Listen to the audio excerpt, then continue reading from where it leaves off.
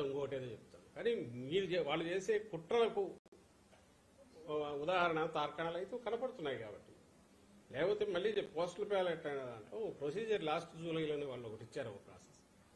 దానికి భిన్నంగా ఈరోజు ఎందుకు వాళ్ళు అడగడం, టీడీపీ వాళ్ళు అడగడము ఏదో గెజిట్ ఆఫీసర్ దాంతోపాటు పర్టికులర్ రిక్వైర్మెంట్ ఉంది, ఏది సీల్ వేయాలి లేదా వివరాలు ఇవ్వాలని ఏదైతే ఉందో స్టిపులేట్ చేసింది పోస్టల్ బ్యాలెట్ దాంట్లో, అది లాస్ట్ జూలైలో కూడా ఇచ్చారు.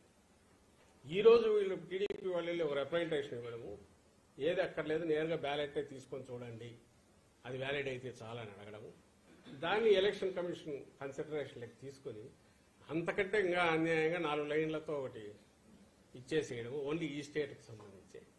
మరి దేన్ని సూచిస్తుంది? అలాగే పోలీసుల మీద వీళ్ళు పెడుతున్న ప్రెజర్ మాచర్లలో మన శాసనసభ్యుడికి సంబంధించి అడ్డగోలుగా పోయి ఆయన మీద అక్రమంగా కేసులు పెట్టి అన్ని చేస్తే, అటువైపు రిగ్గింగ్ జరిగిన వాటిని పట్టించుకోకుండా ఈయన మీద కేసు పెట్టేసి ఇచ్చేస్తే, కోర్టుకు వెళ్లి రిలీఫ్ తెచ్చుకోగానే 10-20 రోజుల క్రితం ఎప్పుడు పాత కేసులన్నీ తోడి మళ్లీ కేసు పేరు పెట్టి ఇది చేయగలగడం, ఏది మేమే అధికారంలో ఉన్నాం ఉండి కూడా చేయగలగడం అంటే ఎవరు ఇన్ఫ్లుయెన్స్ పనిచేస్తున్నట్టు. ఇప్పుడు 10-20 రోజుల తర్వాత దానికి సంబంధించి మళ్లీ కోర్టుకు పోవాల్సిన పరిస్థితి వచ్చింది.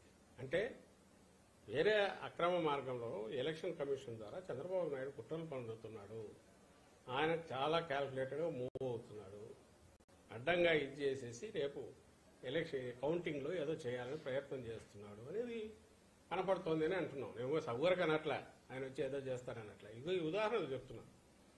అందువల్ల మనం అప్రమత్తంగా ఉన్నామని అంటున్నాం, అంతే తప్ప ఏదో భయపడిపోతున్నామని ఎవరో అనట్లా. చంద్రబాబు మీద మీరు ఆరోపణలు చేస్తున్నారు కానీ ఆల్రెడీ మీ మీద క్రిమినల్ కేసులో నమోదైంది, కౌంటింగ్ కేసు ఆయన అదే పని చేస్తున్నాడు, మామూలుగా కేసులు పెట్టేట్టున్నారు, పోయి కంప్లైంట్ ఇచ్చినట్టున్నారు. ఆ రోజు ఈ రోజు చెప్పింది అదే చెప్తున్నాం, ఇన్వాలిడ్ ఓటు వ్యాలిడ్ కాకుండా చూడండి, గట్టిగా నిలబడండి అని అన్నాం. వ్యాలిడ్ ఓటు ఇన్వాలిడ్ కాకుండా చూడమని అన్నాం. అలాగే చంద్రబాబు లాగా ఆయన అప్పుడు సీఈఓ బెదిరించినట్టు మేము ఎక్కడ బెదిరించలేదు, ఫిజికల్గా ఎవరిని థ్రెటన్ చేయలే, అలాంటి దానికి పాల్పడలా. తర్వాత మేము కోరుకుంటున్నది, అసలు మాకు అర్థం కానిది ఏంటంటే, ఇక్కడ ఎవరన్నా ఆల్రెడీ పూర్తి అంటే రిజల్ట్ తెలిసింది ఎవరైనా ఉన్నారంటే మాతో పాటు చంద్రబాబు నాయుడు గారు కూడా పూర్తిగా తెలుసనే అర్థమవుతుంది. ఎప్పుడు పోలింగ్ అయిపోయినప్పటి నుంచి ఇప్పటి వరకు 13వ తేదీ జరిగింది. మామూలుగా చంద్రబాబు నాయుడు నేచర్, తన సహజ వైఖరి, ఆ రోజు చెప్పాం, అయిపోగానే బయటకు వచ్చి 2000 చూపించాల్సినోడు చూపించాలా, ఎక్కడా మాట్లాడట్లా, ఎక్కడా ఇది లేడు, అసలు ఎక్కడికి పోయినాడో తెలియట్లా, సెటిల్మెంట్కి పోయినాడని ఎందుకు అనుకుంటున్నామంటే ఈ రోజు కూడా చెప్పట్లా. ఆఖరి నిన్న కూడా ఆటగా కనపడింది, తిరుగు ప్రయాణం అని ఆయనది ఒక జెడ్ ప్లస్ సెక్యూరిటీ ఉన్నట్టుంది కదా, ఇంత పెద్ద ఇటనరీ పంపించారు, ఎక్కడి నుంచి వస్తున్నాడు లేదు, మా నాయకుడు ఎక్కడికి పోతున్నాడో ఇచ్చారు, వస్తున్నప్పుడు పలానా చోట నుంచి వస్తున్నాడు అని ఇచ్చాం. ఎందుకంత దాపరికమో తెలియదు. వచ్చిన తర్వాత కామ్గా లోపల ఉన్నాడు, అంటే తర్వాత ఏదో ప్రయత్నాలు చేసుకుంటున్నారు తప్ప బయటకు వచ్చి ఎలాంటి ఇది ఆయన చేయట్లా. సో ఆయనకు తెలుసు ఇది వచ్చేది కాదు, అయిపోయింది అని తెలుసు.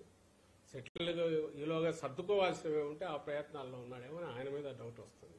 నాకు సంబంధించి క్లియర్గా చెప్తున్నాం కదా, ఈ రోజు మాట్లాడినా ఎప్పుడు మాట్లాడినా మీరు క్రియేట్ చేస్తున్న కన్ఫ్యూజన్, అంటే ఆ కూటమి పేరుతో ఈ శక్తులన్నీ క్రియేట్ చేస్తున్న కన్ఫ్యూజన్ డిస్పెల్ చేసే ప్రయత్నము. ఏం బాగాలేదు, పర్లేదు, అంతా బాగుంది, బ్రహ్మాండంగా వస్తున్నాము, చాలా కంఫర్టబుల్గా ల్యాండ్ స్లైడ్ దీంతో రాబోతున్నాము, దాంట్లో ఎలాంటి ఇది డౌట్ లేదనేది మా కార్యకర్తలకు, అభిమానులకు, జగన్మోహన్ రెడ్డి గారిని నమ్ముకున్న అట్టడుగు వర్గాల అందరికీ భరోసా ఇవ్వడానికి మాట్లాడుతున్నాం. క్రిమినల్ ఆలోచనతో సర్వే చేయించారు టీడీపీ అంటుంది.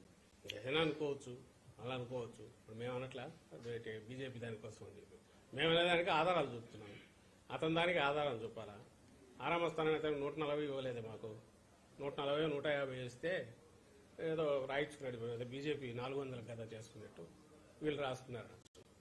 అతను ఇచ్చింది అసలు అది అతను చదివిన పేర్లు, ఈ పలానా వాళ్ళు పోతారు, పలానా వాళ్ళు వస్తారని వాళ్ళకి ఇచ్చిన అలవెన్స్, వాళ్ళ నాయకులందరూ గెలుస్తారని ఇవ్వడం, అవన్నీ కూడా అబద్ధం. మా లెక్క ప్రకారం వాళ్ళలో దాదాపు 90% అందరూ ఓడిపోతారు ఎవరైతే అతను మెన్షన్ చేసినారో, లేదా టఫ్ ఫైట్ ఇచ్చేసి మా వాళ్ళకే ఎడ్జ్ ఉన్నట్టు వస్తుంది రిపోర్ట్స్. సో అది ఇచ్చిన ఫిగర్ కూడా అదేమన్నా చాలా హ్యాపీగా ఫీల్ అయ్యే ఫిగర్ కూడా కాదు. బట్ ది మోస్ట్ కన్జర్వేటివ్ అని అతనే చెప్పాడు కాబట్టి నేను అందుకే ఏమంటున్నా అంటే అది ఓన్లీ ట్రెండ్ను మాత్రమే సూచిస్తుంది. we will come out with figures will be so high that first time positive vote అనేది యాంటీ ఇన్కంబెన్సీ బదులు ప్రో ఇన్కంబెన్సీ అనేది బాగా బలంగా కొట్టొచ్చినట్టు ఈ ఎలక్షన్ లో కనపడుతుంది. మంచి మెజారిటీతో గవర్నమెంట్ ఫామ్ చేస్తారు జగన్మోహన్ రెడ్డి. కూటమి సభ్యులు సంబరాలు స్టార్ట్ చేశారు. ఎన్డీఏకి రాష్ట్రంలో వేవ్ కనిపిస్తా ఉంది. 130+ సీట్లు అధికారంలోకి వస్తామంటున్నారు. మంచిదే కదా. ఎందుకు వస్తుంది? ఇప్పుడు నేను ఇన్ని రీజన్స్ చెప్తున్నా మేము రావడానికి కనపడేటి. వాళ్ళని ఒక్కటంటే ఒకటి చెప్పండి, ల్యాండ్ టైటిలింగ్ యాక్ట్ అని చెప్తారా? నవ్వుతారు ఎవడన్నా. ఎట్లా వాళ్ళని కూడా అర్థం కాదు. పోలింగ్ పర్సెంటేజ్ పెరిగిందనేది కూడా వాళ్ళు చెప్తున్నారు. అదే పోలింగ్ పర్సెంటేజ్ పెరిగింది. పోలింగ్ పర్సెంటేజ్ పెరగడానికి అది పాజిటివ్ ప్రో ఇన్కంబెన్సీ అనడానికి ఇన్ని రీజన్స్ మేము చెప్తున్నాం. వాళ్ళు ఒక్కటంటే ఇదిగో నేను ఒప్పుకుంటా, ఈ 6 పాయింట్లు మేము బాగా తీసుకెళ్లాము. ఎవరైతే చంద్రబాబు నాయుడు చెప్పాడు కదా, తనకే నమ్మకం లేని పాయింట్లు, ఇది ఉచిత గ్యాస్, ఉచిత